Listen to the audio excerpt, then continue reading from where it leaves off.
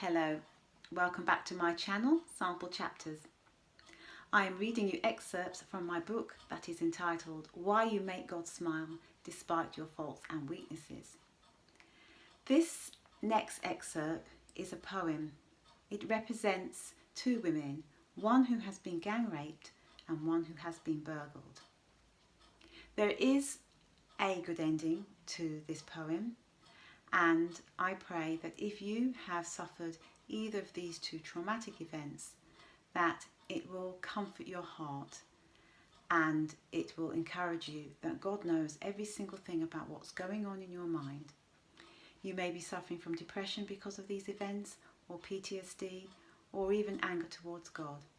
But God wants you to know that even though it was something that He allowed to happen, it was not His will for you to be violated in this way. But there is hope, because He can free you from all trauma and comfort you like only He can. It is entitled One Thing You Cannot Take. I opened my front door, then stared straight ahead. What I saw in the distance caused a pounding in my head. My stomach was churning. I wanted to be sick and desperately hoped this was just a silly trick. From the hallway it was clear that my laptop was gone. The television too. What was going on?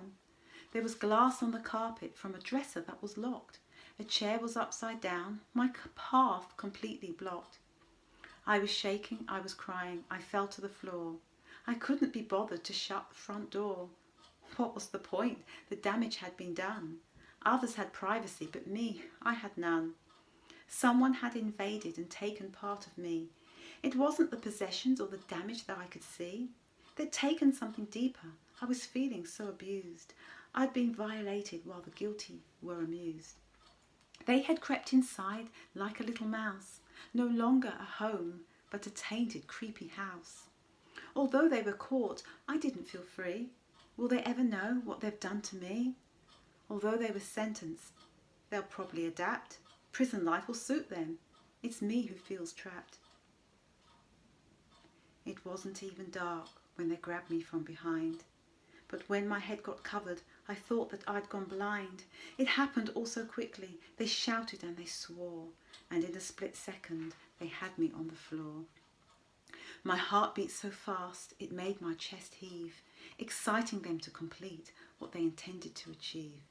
One knelt behind me and pinned down each arm. I begged like a child, please do me no harm. The other lifted up his hand, it came down across my face. He threatened to strangle me with his long shoelace. He pulled up my skirt, I felt as good as dead. I had no control of the travesty that lay ahead. How long did it last?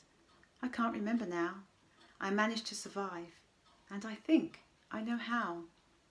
Burglary and rape can strip you of your senses, but when the pain comes flooding back, there are dreadful consequences. This all happened years ago, but it seems like yesterday. This disturbance in our minds will not go away. This all happened years ago. The offenders are out of jail. They've forgotten what they did, but we remember every detail. This all happened years ago, but our memories try to tease us. That was until somebody kind introduced us to Jesus. As traumatic as it is to face each and every day, through all the pain we suffered, there's one thing we can now say. You can take our dignity and laugh while we cried. You can take our present joy and leave us with no pride. But there's one thing you cannot take, and that fills us with elation. You can't take our love for Jesus, and you can't take our salvation. You can take our possessions, stake your claim on all we own. You can leave us naked in the street, vulnerable and all alone. But when we finally die, nothing can be compared to the good things God has for us, or the delights He has prepared. What God will give back is far more than what you took. Being kissed by Jesus outweighs curses from a crook. You took what you saw, but you can't possess our soul. There are gifts for us far precious than anything you stole. You ravished my body and had complete control. It hurt and I felt wretched, but inside I am still whole. You took what was not yours, but we have gifts you cannot steal. There's treasure for us in heaven, and they are far more real. God helps us get out of bed and face another day. We have strength to tell our culprits. Forgiveness is on our way. Jesus is our comforter and holds us when we cry. Some days are bad, but he promised us no more tears when we die. Such hope is indescribable. It brings us much release. We never thought our minds could feel supernatural peace. He died to set us free. He suffered for our sake. We've accepted his salvation, and that you cannot take. Thank you for listening to that very emotive poem. There's not much more to say about that because it is a very emotive subject.